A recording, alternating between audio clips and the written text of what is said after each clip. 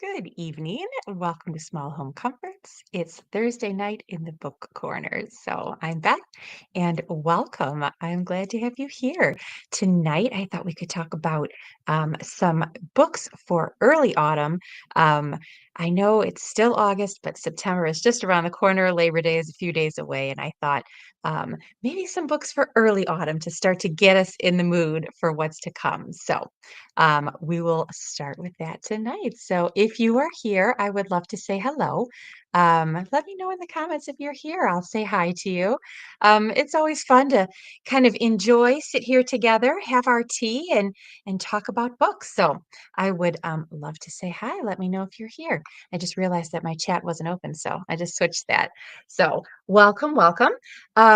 We always start with our tea, right? What we're doing, what we're drinking tonight. So I have a fun one to show you tonight. Have you guys ever seen these novel teas? Bag Ladies tea, it's called, and they're fun little, they're just little tea bags. But they are fun little um literary tea bags. So quotes and things like that. It's English breakfast tea in the bag, but each one of them has little quotes. As you can see, I've been drinking it, but little quotes on them, and they all come individually. I'm going to show you the one that I have tonight. Um, I'll show you just the little, that's the front of it. And then each one has a different quote. So tonight it says, I read much of the night and go south in the winter. And that's a quote from T.S. Eliot. So just a simple English breakfast tea, um, and a fun little literary quote on the end of it. So I thought that'd be fun to share tonight. That's what I'm drinking. So let me know in the comments what you are drinking. I'm going to come over and say hello. Martha's here. Hello, Martha. Welcome. Nice to see you. Teresa is here. Good evening, Teresa and Rebecca. Hello, ladies. It's so good to see your, well, I guess I don't see your faces, but your familiar names. Megan is here. Hello, Megan. Kelly is here. Sometimes this shows up. I think it's an emoji, but sometimes it shows up in words. So good to see you. If you are on Instagram, I think I missed a couple comments on Instagram last week, for which I apologize. So if I didn't say hi to you on Instagram last week, it was because I didn't see it. So sorry for that. But I see Aunt Eileen is here drinking green tea. Hello, welcome, welcome. Oh, so good to see you guys. Welcome to the evening. So I thought we could start tonight. I know it's not quite autumn yet, but I've been having some autumn vibes happening over here because the weather has cooled off in this last week of August. Plus, um, Labor Day is just right around the corner. So I thought maybe we could just get in the mood with some autumn titles tonight. More like early autumn titles, I was thinking. So like maybe school teacherish, maybe things to get us in the mood for autumn, rather than like October reads, which are a little bit like full-blown autumn. So I have some things picked out for you this evening. Some of them could kind of go either way or through the autumn. But thought we could share some titles tonight. So Martha is drinking mint chocolate tea by Plum Deluxe. That sounds delicious. Plum Deluxe has such good flavors. Mint chocolate, yummy. Karen is here. Hello, Karen. Karen is drinking passion flower Tulsi tea. That still sounds kind of summery. Is it warm where you are, Karen, or is it starting to cool off? Passion flower, lovely. Megan is drinking Joy Bloom herbal tea from Earthly. Such good suggestions for tea. I love it. I'm going to take my tea bag out of here. I don't like to steep it for very long. I just put it in. So I'm going to get that out and we'll get into the books. So I'm going to start tonight. So we talked a little bit about it last week, and Martha was asking me last week. We were talking about the Susan Branch book, Summer, and Martha asked if there was an autumn one, and we were talking about how there was. And so I thought, let's start with that tonight. So got it out of the library, and here's the autumn Susan Branch from the Heart of the Home. I just love her, just all of her illustrations, all of her stories, all of her artwork. The fact that everything is hand drawn in her books, handwritten, and then she almost does it like scrapbook style. So you feel sort of like you're reading a diary, but one that she shares. I love how all of her books say from the heart of the home. It's just so cozy and warm. So I have a couple example pages to show you tonight. One of them is my house. um, you know that if it's going to say something about a house, that's where my eyes are going to go first, right? And see, she kind of has this scrapbook style. She does like these little illustrations. She handwrites the whole story, little snippets of her life, snapshots, um, and all these things. So I realized last week when I was talking, when I watched it in the playback, you can't hear me if I hold the book up too close.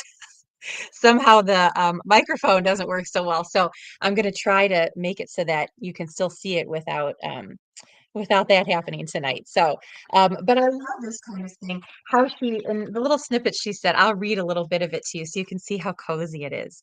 As we sit in front of the fireplace on chilly fall evenings, listening to the wind blow outside, I often imagine other evenings, in other times, what the room must have looked like then, all in candlelight and firelight, what the people would have been wearing, what their lives would like, how they spent their time. How was it in 1853, 1882, 1906, 1939? I wish the fireplace would speak to me.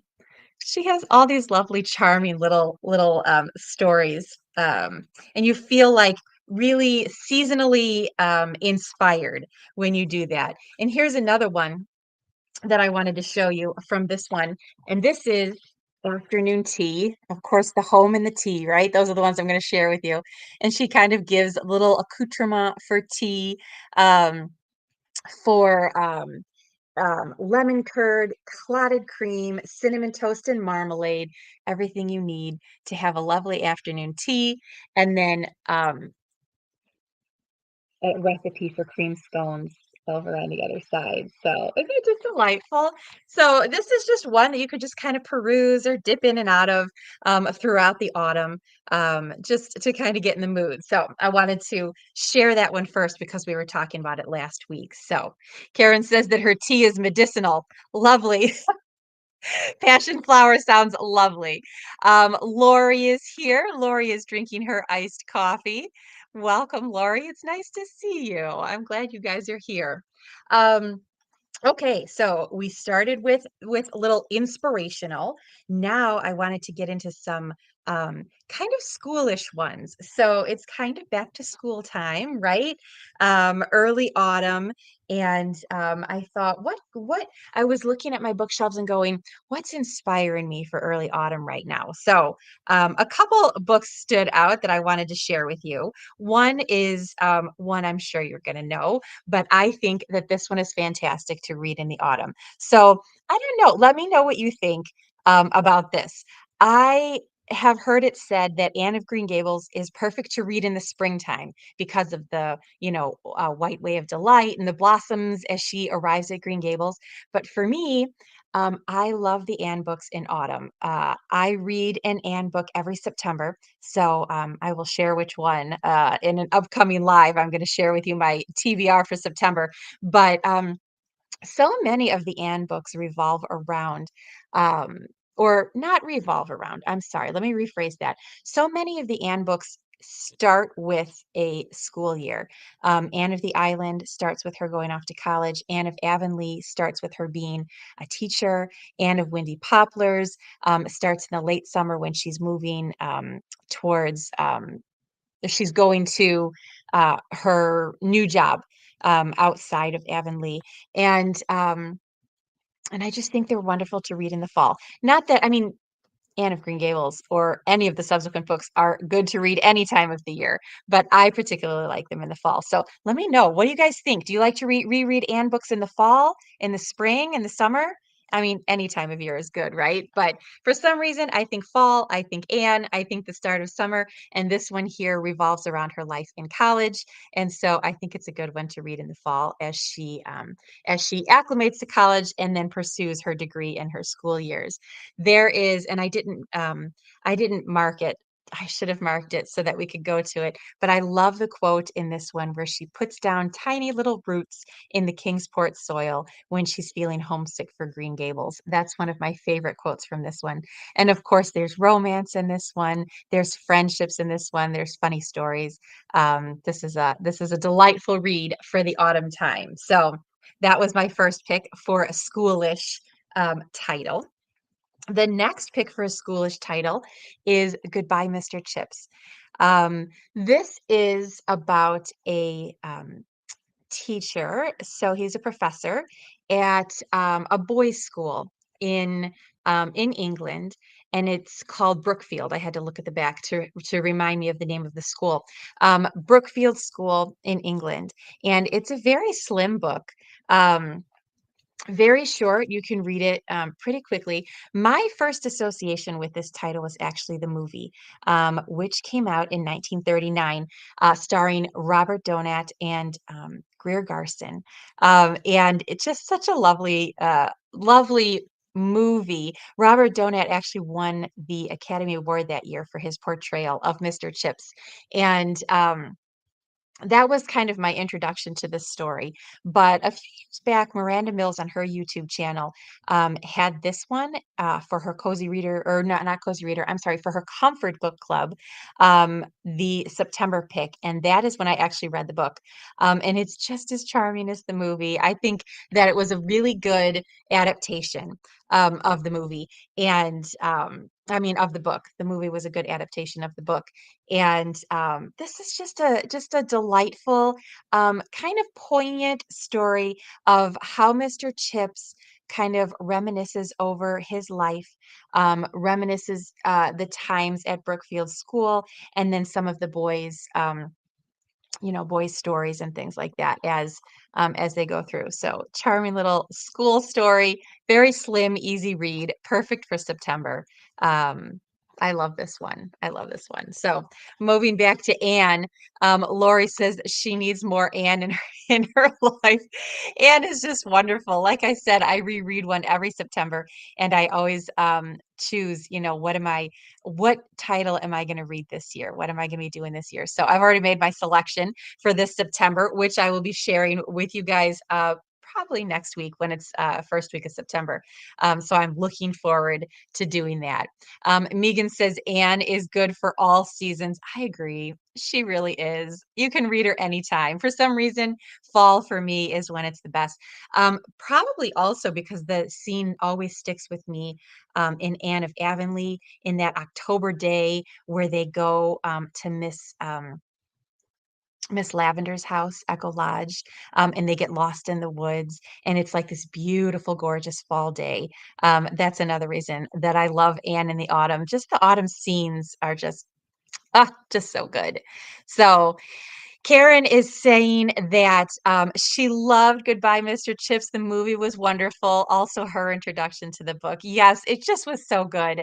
It's so heartfelt. It's so sweet.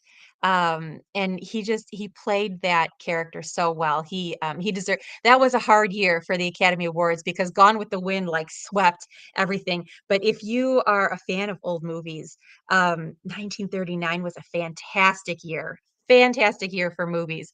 And a lot of people I feel got got kind of shorted on those on that year simply because Gone with the Wind came out and it was so wildly popular. So, such a good one.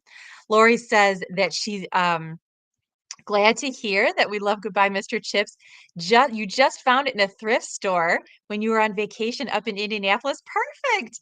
Perfect. So you have it ready on your shelf. It's a good one for early fall. I think yeah, look at the cover of mine. I mean, I just have like a little paperback, but the cover of mine is very fallish as well. So school and fall, it's perfect. Megan says that she hasn't either read it or watched the movie. So worth it, Megan. Like I said, it's super short, super easy to read, and the movie is just phenomenal. So very very sweet movie. Um, Goodbye, Mr. Chips. That's my second. Um, Marilyn is saying book or movie first. Oh no, Marilyn. Um, oh no. What do you guys think? Do you guys think that you that for Goodbye, Mr. Chips, you should I'm usually one who says book first. That is usually what I say just because that's because the book gives a more full story in my mind. But with this one, because it's so slim, I'm not sure it matters. Um, the movie covered it so well and so in depth, where they weren't missing too many things. Um, I don't know, Marilyn. I wish I could say they're both so good. I would say whatever you have access to first. I don't think it makes much of a difference whether, and usually, like I said, usually I say book first, but in this instance, I think you could go either way. So whatever you have access to first, just go for that. That's my advice. If anybody else has different advice for Marilyn, let her know in the comments. Um, I don't think you could go wrong either way. I think they are both fantastic. So Anna Rose is here. Hello, Anna Rose. Nice to see you. She says she has not watched it or read it either. So so good, so poignant. And there are sad parts, but they're gentle. They handle it in a very gentle way, which I think is good. So love that one. All right. The last one I have for the teacher ones, and you guys aren't going to be surprised about this because this has been Miss Reed. Just it seems the time for Miss Reed at this point, but Village School by Miss Reed. This is. I'm just going to read from the back for you. If you're not familiar with Miss Reed, this will give you a good idea of what these books are about. It's a whole series. This is the first of the series. The first novel in the beloved Fairacre series, Village School, introduces the remarkable schoolmistress Miss Reed and her lovable group of children who, with a mixture of skinned knees and smiles, are just as likely to lose themselves as their mittens. This is the English village of Fairacre, a handful of thatched roof cottages, a church, the school, the promise of fair weather, friendly faces, and good cheer, at least most of the time. Here, everyone knows everyone else's business, and the villagers like each other anyway, even Mrs. Pringle, the irascible, gloomy cleaner of Fairacre School. With a wise heart and a discerning eye, Miss Reed guides us through one crisp, glistening autumn in Fairacre, introducing us to a cast of unforgettable characters and a world of drama, romance, and humor, all within a stone's throw of the school. By the time winter comes, you'll be nestled snugly into the warmth and wit of Fairacre and won't want to leave. Perfect to read starting in September. So that's a good one too. I don't think I can elaborate that one anymore. So Marilyn is reading Village School. She said it's so quaint, and Anna Rose has been wanting to read it. Such a gentle one, you guys, and so lovely, old-fashioned and charming. So I love that one. All right, moving on from school-ish themes, I'm going to move on to a mystery. You all know how I love cozy mysteries in the fall. And I think one of these weeks, I'm going to have to just do a whole bookish chat on Miss Silver because I love her so much. You've heard me talk about this before, but I have to mention it again. Miss Silver Comes to Stay. This is a series, but you don't have to read them in order. They're kind of, I mean, Miss Silver is the character in many of them, and I mean in all of them in the Miss Silver mysteries, but they kind of almost read like standalone books. There will be like maybe a mention of a previous character, but it doesn't take away anything from the reading. So this one I think is number 16 in the series. I think it's my personal favorite. I love this one so much. It's set in the autumn. It is a country house murder mystery. It has the small town. I guess I should let me back up a little bit. There is a country house involved and the murder happens in the country house, but it's not one of those ones where they're all living or staying in the country house together. So it's a small village, which is the setting, but the country house plays a big part of it. And so, um, And so this is just, oh my gosh, if you're going to pick up a Miss Silver book, this is the one that I always would recommend. Just lovely. The quaintness of Miss Silver, how she's always knitting. I think I'm going to have to do a whole live just on Miss Silver. I have some vintagey not super far back, but not currently published Miss Silver mysteries that I want to share with you guys. And I just want to talk about her so much more. But if you're looking to get started with Patricia Wentworth's Miss Silver Comes to Stay is just delightful. I did pick this for the fall book box last year, and we just had so much fun reading it together. So this one is a close to my heart one. Speaking of the fall book box, if anybody is interested in getting this fall's book box, make sure you signed up for the wait list because I'm going to be opening for new subscribers on the 17th of September. So just kind of want to throw that in there. If you are looking to get on that, make sure you get on the wait list because wait list here's first when it opens. So, but back to Miss Silver. She's just so lovely. She sits there and observes, and she used to be a governess. And so she has like all of this. Like knowledge of people and the way they behave. And she sits there and she knits and she watches what they're doing, and then she solves the mystery. So, so lovely, so wonderful. And if you like this one, there are so many more. To when I started with Miss Silver, I just couldn't stop. Just kept blowing right on through there. So, Megan says that she is reading Miss Reed Fresh from the Country. I don't think I read that one. I know a lot of you guys are reading that one right now. Because I think it was part of Cozy Reader Book Club. Or next up on Cozy Reader Book Club. I cannot remember. I couldn't fit it in. I wanted to. I love Miss Reed, but all of the Miss Reads are on my TBR. So I will get to that one sometime soon. All right, I'm going to take a little sip of my tea before I move on to the next one. So, um, yeah, have any of you guys read Patricia Wentworth's Miss Silver? I hear that Patricia Wentworth has other books that are outside of the Miss Silver mysteries, but that are also Golden Age mysteries. And I am looking forward to delving more and discovering more of Patricia Wentworth because she just has such just the characters are lovely and the settings are lovely, and the sleuth is lovely. So, okay. Lastly on my list, and it's going to kind of segue into what I'm currently reading.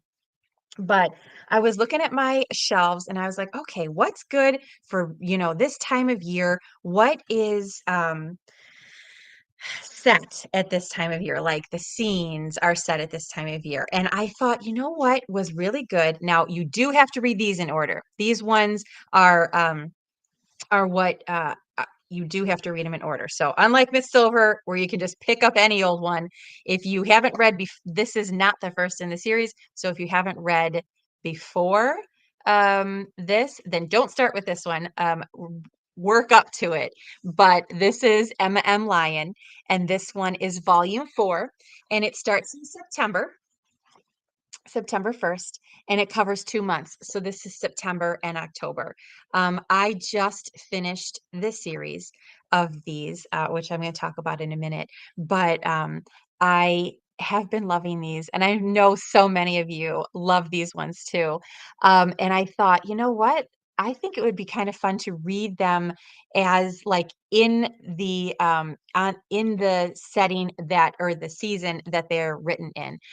This one was the only Emma book, specifically volume 4, that made me cry. There are lots of different emotions in the Emma M. Lyon book, mostly funny. She has such a way with words. Beth Brower has such a way with words that they're just delightful and amusing to read. Her characterizations are wonderful. But this particular one made me cry. It was just so heartfelt. There are themes of grief in there, and how she deals with it as she's kind of healing and rebuilding from the grief that she has had in her past life. So this one is good for fall if you have read the first three. So do go in order for these. You kind of have to. But she lives, and of course, her home features very prominently in these books as well. And I'm always looking for a good setting. So this is the fall one for Emma M. Lyon. Um, let's see. Marilyn says, I have been struggling with not looking ahead in volume 8. Will finish tomorrow, I hope. Marilyn, I just finished today. So that is going to bring me right into what we're currently reading. So let me know in the comments whether what you are currently reading. As we do every week, we get such good suggestions from each other, don't we? This is my favorite part of the Bookish chat, is to ask you guys, what you are reading, and to hear from you. So Antiline over on Instagram said to read the book first for Marilyn. You were asking whether to do for, she had an opinion with Goodbye Mr. Chips. She said to read the book first. So somebody with an actual opinion, you may want to go with that. Megan says she's never read Patricia Wentworth. If you like cozy mystery, Megan, if you like sweet sleuth, like if you like Miss Marple, you're gonna like Miss Silver. If you like golden age mysteries, you're gonna like Patricia Wentworth. I'm going to be talking more about Patricia Wentworth this fall. I have to, because she's just so good, so good. Martha says that Miss Silver is delightful, so I'm so glad you like her too, Martha. She's just so lovely. So fun to read during the same month. I think it might be fun to do it on a reread. So, because the first time you read Emma M. Lyon, I have to say, you're reading it to see what's going to happen next. And when I do that, sometimes I miss some of the details. And that's why I love rereading, because you know what's coming, but then you can kind of go back and start to see the details of what's going on, or you can like get the descriptions and like what the whole thing looks like. And I love those little descriptions. So I may think about doing that. Megan says that she hasn't started MM line yet, but may consider reading in the season they're set in. I think the first one is in the spring. I want to say March. So you have some time to think about it. And Lori says that there are no words for the Emma M. Lyon series. I thought volume 8 really brought you to tears as well. Yes, I just finished volume 8 today. So that brings me into what I am currently reading, and just finished it today, the last currently available Emma M. Lyon. So I hear there's supposed to be lots more. So looking more forward to things to come. But these ones are just, this one was really good. This one was, well, I don't want to give too much away, but the setting was wonderful. The laughs were so good. I do think that it's very interesting how this author, Beth Brower, kind of explores grief and different kinds of grief, but it's never in a heavy way. Her protagonist, who is Emma, is not a very kind of heavy. She's a very lighthearted person, and she's very witty, I guess I'm going to say. Sometimes she can be even a little like. I don't know how to explain it. What am I trying to say? We'll stick with witty, I think. But she just has such a way, a unique way of looking at the world, a unique way of expressing herself, and it's just delightful. And she has some heavy things that she has to deal with, but and as do some of the other characters. And in this one, I feel like we learn a lot more about the other characters who, up to this point, have been playing a big part in the series. So. Lovely, lovely series. I've really been enjoying it. And it has been so cool to be reading these through, especially through the summer. I read a couple of them in the spring, but through the summer I've been reading these. That was on my summer TBR list, was to sit with a series, and this was the series I chose. And just before September, I finished the last one. So it's been lovely. Highly recommend these. Tomorrow evening, so if you like Emma M. Lyon, if you are interested in discussing more, Jen from Jen's Reading Life, that's her YouTube channel, Jen's Reading Life, hosts a monthly read along for Emma M. Lyon. And tomorrow night, she is going to be doing a live stream where we can chat about this, just like I'm doing a live stream tonight. But hers is specifically about Emma M. Lyon. And she's having on some guests, and I am honored to let you know that I am one of the guests on Jen's Reading Life tomorrow. So she has myself and two other ladies. So the four of us will all be on there chatting about Emma M. Lyon, and we hope you will join us in the comments. We'd love to hear your thoughts. Jen has been doing this all year long, and this is kind of the culmination of it because this is the last available one. So I'm sure you guys are all familiar with Jen and Jen's Reading Life. She just has such a lovely YouTube channel, just the best. So wanted to let you know about that. That's my current read. Um, Marilyn is saying how Emma M. Lyon is so into Shakespeare. She really is. There was a quote in this one today that I was like, I have to look that up to see. You could see that she was quoting from some classic of literature. Um, but I couldn't place it. I could not, I did not know. So I had to Google it. I was like, okay, what's this quote from? And it was from Shakespeare. So I love that the literary references, she quotes Wordsworth poetry, Coleridge. I mean, the literary references are delightful. And the historical setting is just delightful. And the balls and the tea parties and things, the social gatherings, just so delightful. So many little details of life, and it's not like it's one story, but it's not like a standalone thing. It's almost like reading a like a mini series or something, where you're like, what's the next episode going to bring? It's more like a series of snippets and they're getting more in depth the further we go, but it's like a drama where you're like, what's going to happen next? But also a little bit comedy. So fun. All right. Marilyn is telling us so if you let us know in the comments what you're currently reading, we'd love to hear. Marilyn started My Antonia by Willa Cather today, and The Secret Book Society by Madeline Martin, one of your favorite authors. She finished Richard III, Shakespeare, as she wants to read those ones especially. I haven't read Shakespeare's history since college. I've read some of his comedies since then, but I don't think I've read the history since college. The Madeline Martin book I have been looking at. So I loved The Last Bookshop in London. That one was so good. I can't remember. Um, I cannot remember what year that came out, but it was a couple years ago. It was a few years ago, I think, because she's had a couple books since then.